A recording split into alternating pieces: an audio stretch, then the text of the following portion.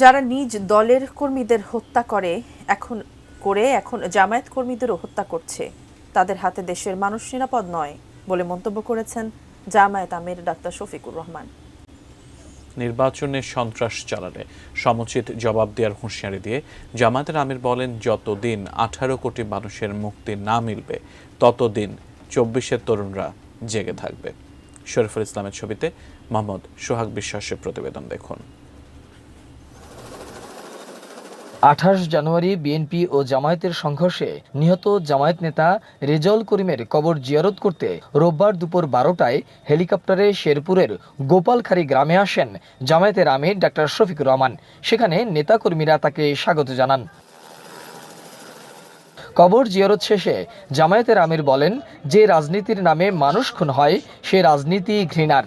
যারা নিজেদের মধ্যে মারামারি করে নিজের মানুষ খুন করেন, আবার আমাদের লোক খুন করা শুরু করেছেন, তারা জাতিকে কি বার্তা দিচ্ছেন? আপনারা দেখেছেন এ পর্যন্ত একজন আসামিকে গ্রেপ্তার করা হলো না। স্পষ্ট দুবালকে আবার সহকর্মীটা খুন হলো। কে করলো সেগুলা অলরেডি ভিডিও ফুটেজে চলে গেছে সবার কাছে। এরপরে প্রশাসন কেন নীরব?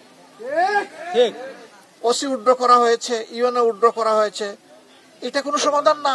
ফিনিশ আসলে একটা জিনিস, সস্তায় বস্তাপতা জিনিস, স্পার্টা চিনে ফিনিশ। এরপর দুপুর 12:30টায় শেরপুর পৌর মাঠে 11 দলীয় জোটের নির্বাচনী সমাবেশে যোগ দেন জামায়াত আমির। এ সময় হাজার হাজার নেতাকর্মী তাকে স্বাগত জানান। নির্বাচন নিয়ে সন্ত্রাস চালালে সমান জবাব দেওয়ারও হুঁশিয়ারি দেন ডাক্তার শফিকুর রহমান। ধৈর্যের পরীক্ষা নেওয়ার কোনো দরকার নাই। যেই দলের নেতারা হাসি মুখে ফাঁসির তক্তার উপর দাঁড়াতে পারে আল্লাহু আকবার বলে, এই দলের ধৈর্যের পরীক্ষা নিতে আসবেন না। আমরা আপনাদেরকে অনুনয় বিনয় করে বলছি, তার সাথে সাবধান করে দিচ্ছি, মায়ের গায়ে হাত উঠলে বাংলাদেশ বিস্ফোরিত হবে। মায়ের সন্তানেরা গালে হাত দিয়ে বসে থাকবে না। দুপুরে জামালপুর সিংহজানি মাঠে নির্বাচনী সভায় বক্তব্য রাখেন জামায়াত আমির। কথা দিচ্ছি, আপনাদের টাকা আপনাদের কাজে লাগবে ইনশাআল্লাহ।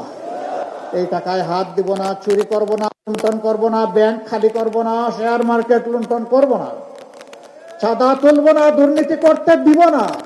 সভাগুলোতে প্রার্থীদের হাতে দাড়িপাল্লা প্রতীক তুলে দেন জামায়াতের আমির ডাক্তার শফিকুর রহমান। বিজয়মালা, দাড়িপাল্লা।